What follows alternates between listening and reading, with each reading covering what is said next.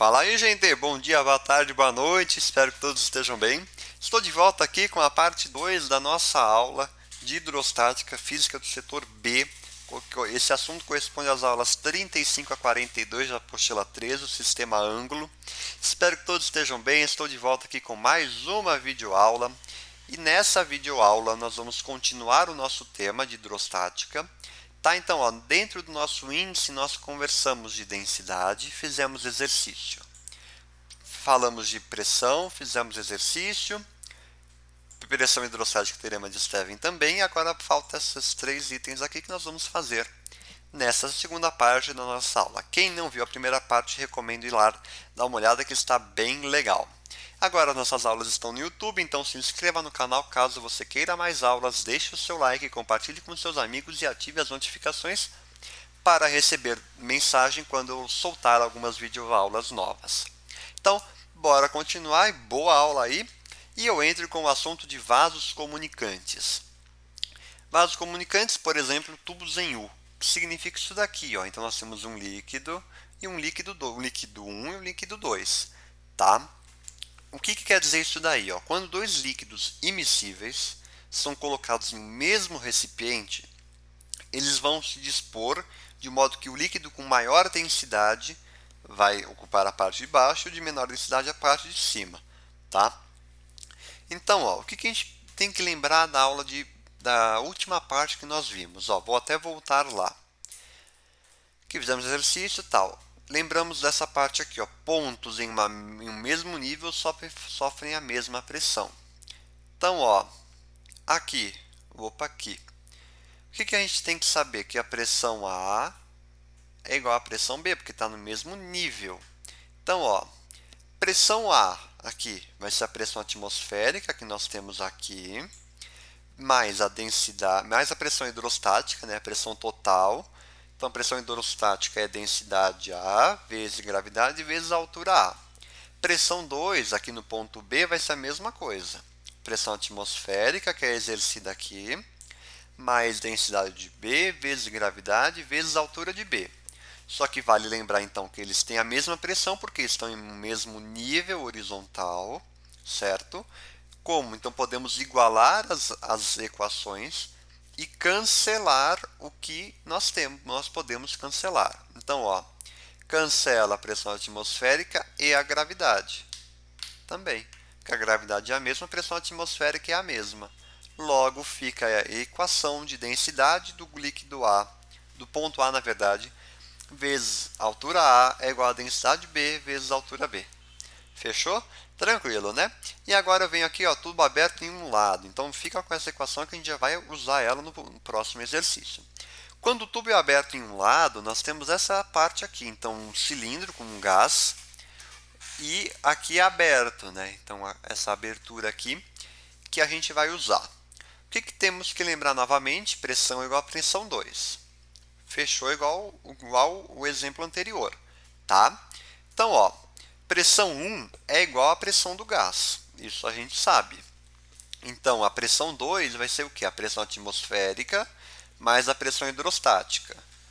Então, PATM mais densidade do 2 vezes gravidade vezes a altura 2. Tá bom. Como as pressões são iguais, então a pressão 1, que é a pressão do gás, tem que ser igual à pressão atmosférica mais a densidade B vezes gravidade vezes a altura B. Tá bom?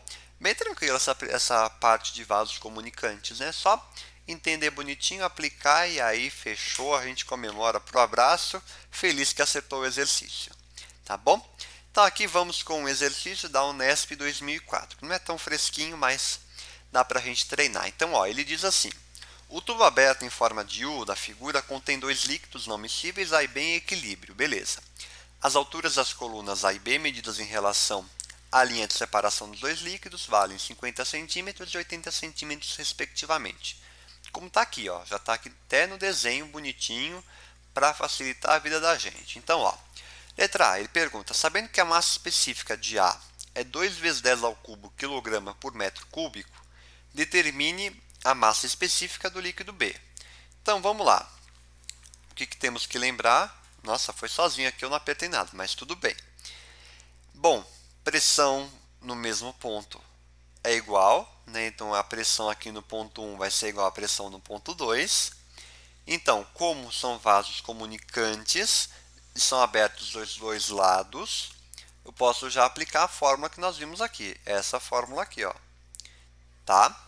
Então, ó, como está aqui. Então, a densidade A vezes a altura A é igual a densidade B vezes a altura B. Beleza, a densidade A ele passou, que é a massa específica aqui, 2 vezes 10 ao cubo, vezes 50, que é a altura A, é igual a densidade B, que é o que ele quer saber, vezes a altura B, que é 80. Beleza? 50 vezes 2, 100, vezes 10 ao cubo é igual a densidade B vezes 80. Passo 80 dividindo, simplifica, isso aqui fica 10 por 8. 10 por 8 é 1,25 vezes 10 ao cubo. É igual a densidade B. Fechou a letra A, bora para a letra B. Considerando G igual a 10 metros, G igual a 10 metros por segundo ao quadrado e a pressão atmosférica igual a 1 vezes 10 a quinta newton por metro quadrado, determine a pressão no interior do tubo na altura da linha de separação dos dois líquidos. Tá bom, então ó, vamos lá. Pressão 1, ele quer a pressão aqui, né? Isso. Então, pressão 1 é igual a pressão atmosférica mais pressão hidrostática, que é essa parte aqui. Então, pressão atmosférica é 1 vezes 10 a quinta, ele passou aqui, mais 1,25 vezes 10 ao cubo, que é a densidade do líquido B, vezes 10, que é a gravidade, vezes 0,8, que é, aqui, 80 centímetros, eu passei para metro, tá bom? Então, aqui, 1 vezes 10 a quinta, mais 0,8 vezes 1,25 é 1, 1 vezes 10 a quarta. Somei aqui, né? 10 ao cubo vezes 10, 10 a quarta. Tá bom? Tranquilo. Só que para somar isso, eu tenho que deixar tudo na mesma base, né? Mesmo expoente, na verdade. Então, pressão 1 vai ser igual a 1 vezes 10 a quinta. Eu passei isso aqui para 0,1 e aumentei uma casa aqui. Logo, 0,1 vezes 10 a quinta. Aí eu posso somar e descubro que a pressão atmosférica, a pressão no interior do tubo, na altura da linha de separação dos dois líquidos, é 1,1 vezes 10 a quinta newton por metro quadrado. E acaba o exercício, feliz que acertou. Tá bom? Bem tranquilo, né? Bora para o nosso penúltimo tópico, se eu não me engano, que é o princípio de Pascal, um princípio bem simples, tá bom? Que diz assim, ó, uma variação de pressão no interior de um líquido homogêneo e em equilíbrio se transmite integralmente a todos os pontos do líquido. Como assim? Então, ó, a área 1, temos a força 1, que é aplicada para baixo, e aqui temos a área 2 e a força aplicada 2 para cima. Tá? Então, ó, a pressão é igual nos dois pontos, logo nós podemos igualar, e aí fica que a força 1 sobre a área 1 é igual a força 2 sobre a área 2. Basicamente essa forma. Nossa, Henrique, só isso? É só isso. Então, ó, pensa aqui. Então, nós temos o acréscimo de pressão exercido num ponto de um líquido ideal em equilíbrio é transmitido integralmente, sem redução, a todos os pontos desse líquido e também as paredes do recipiente. Tá? Então, se você aperta, né, aqui nós temos um êmbolo, se você aperta com uma força F1, aqui vai aumentar a força F2.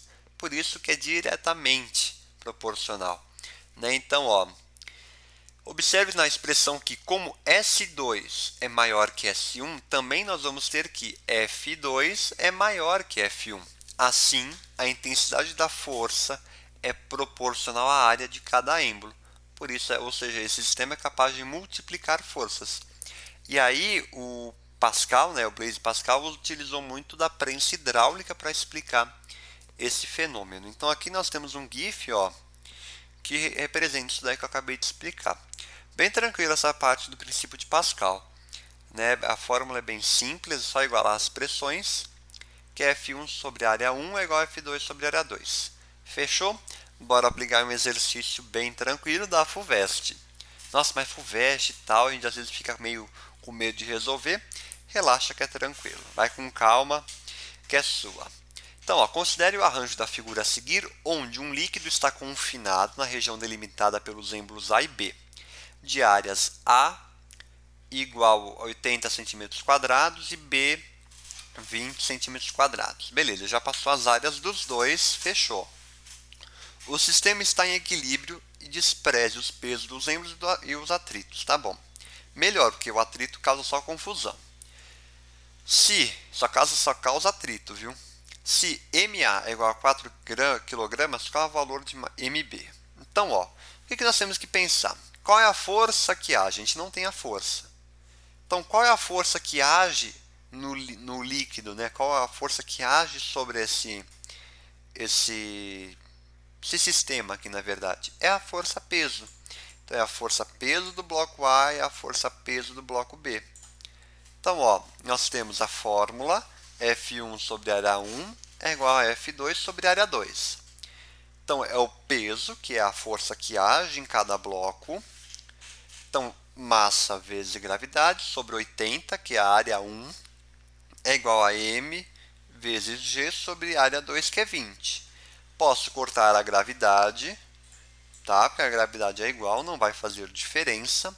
Eu tenho a massa do A, que é 4, sobre 80, é igual a M, que é a massa que ele quer descobrir, MB, sobre 20, certo? Posso cortar aqui, ó, eu vou ficar com 8 igual a 8M, né? Aqui eu não cortei, mas posso cortar aqui, ó, 8 igual a 8M, logo eu sei que M é igual a 1 kg. Ah, que tranquilo. Beleza, né? Bem de boas, suavidade, né, nesse exercício. Então, bora para o último tópico da nossa aula de hidrostática, que está bem legal, né? Que é o teorema de Arquimedes, que para mim é a parte um pouquinho mais chata, né? Um pouquinho mais complicada, mas também é bem tranquilo de resolver. O que disse Arquimedes? Que é a força de empuxo, na verdade. Ele diz que, ó, todo corpo imerso total ou parcialmente num líquido recebe uma força vertical de baixo para cima igual ao peso da porção de líquido deslocada pelo corpo. Então, ó, nós temos o peso que empurra o corpo para baixo e nós temos a força vertical de baixo para cima, que é o empuxo, que foi o que o Arquimedes falou. Então, o empuxo vai ser igual ao peso do líquido, como está em equilíbrio, né? Então vai ser igual ao peso, empuxo igual ao peso. Então, o empuxo vai ser igual a massa vezes gravidade, porque é o peso, né? Então vai ser igual, peso é massa vezes gravidade. O empuxo vai ser igual a massa vezes gravidade também. Beleza. O que é a massa? Se a gente lembrar da equação de densidade, densidade é igual a massa sobre volume. Se a gente passar o volume multiplicando, vai ficar que a massa é igual ao volume vezes densidade, que é o que está aqui, ó. Eu coloquei a equação aqui. E aí a gente sabe que o empuxo, então, vai ser a densidade do líquido vezes o volume do líquido vezes a gravidade. Ah, que beleza, fechou, né? Se o corpo estiver descendo, aqui algumas considerações, se o corpo estiver descendo, quem aponta para baixo eu vou falar que é positivo. Então, peso menos o empuxo vai ser igual à força resultante, que é massa vezes a aceleração. Aí a gente lembra lá de lei de Newton, que também tem uma aula aí, quem não viu, recomendo ver. Mas e agora se o corpo estiver subindo, né, quem aponta para cima é positivo, empuxo menos o peso é igual a massa vezes a aceleração, que é a força resultante. Tranquilo, né? E agora nós temos alguns casos do corpo flutuar, de o corpo permanecer igual ou de o corpo afundar. Se o corpo permanecer igual, é bem tranquilo. A densidade do corpo, tanto do líquido, vai ser igual, serão iguais, assim como o empuxo será igual ao peso. Beleza. Agora, se flutuar, a gente tem isso daqui, que a densidade do corpo é menor do que a densidade do líquido. E aí o empuxo vai ser maior que o peso, porque ele vai estar flutuando, mas não totalmente fora da água, como está aqui na figura 2. Tá bom? Para ele afundar, então a densidade do corpo tem que ser maior que a densidade do líquido. Portanto, o empuxo é menor que o peso, porque o peso vai puxar ele para baixo. Tá bom? Bem tranquilo assim, só para a gente ter uma ideia, analisar caso a caso. Tá bom? E aqui tem uma imagem, então, ó. Se um corpo estiver flutuando parcialmente imerso num líquido, a força resultante sobre ele é nula. Então, o empuxo é igual ao peso, tá?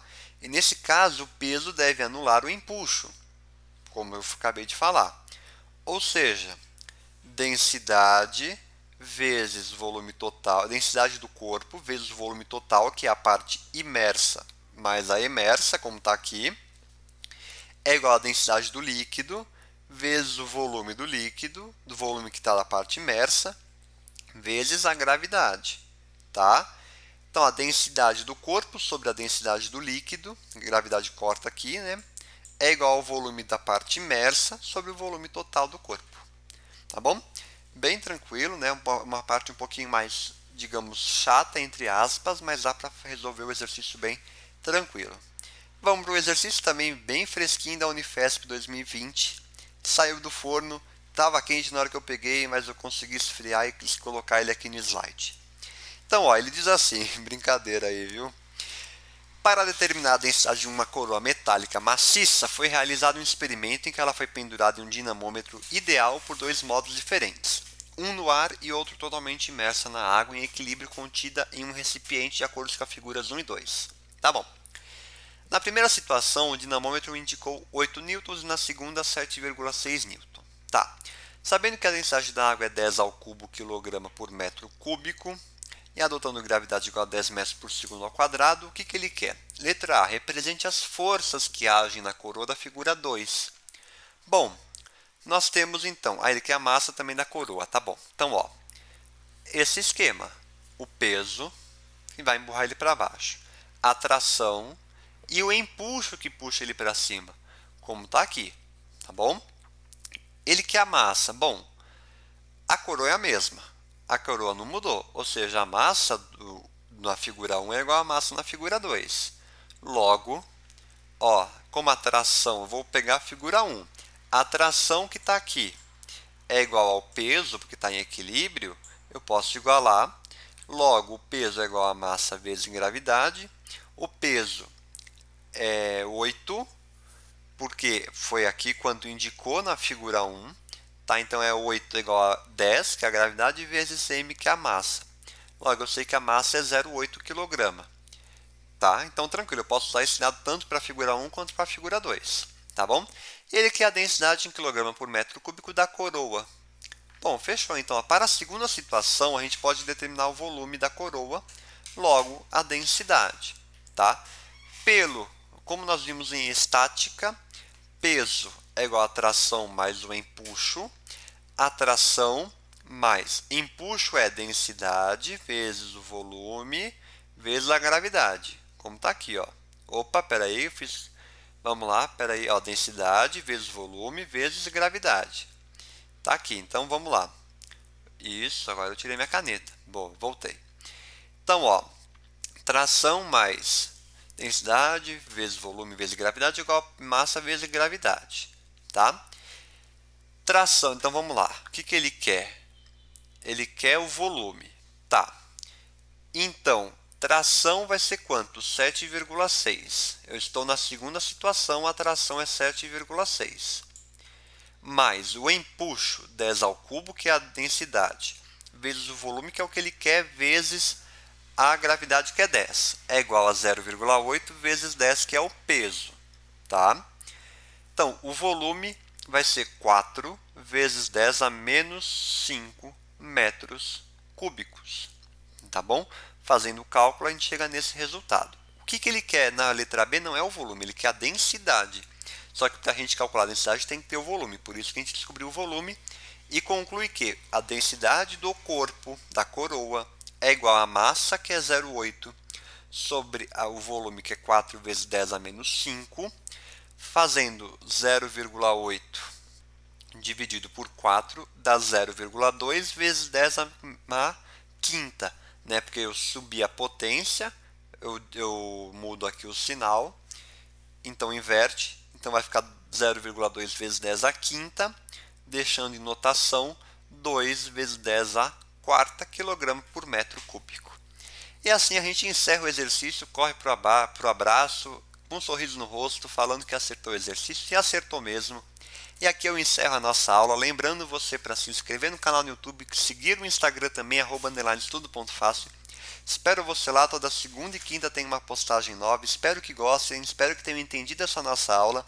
Qualquer dúvida é só mandar via direct no Instagram. Tá bom? Gente, um grande abraço, muito obrigado, até a próxima aula e ótima semana para todo mundo.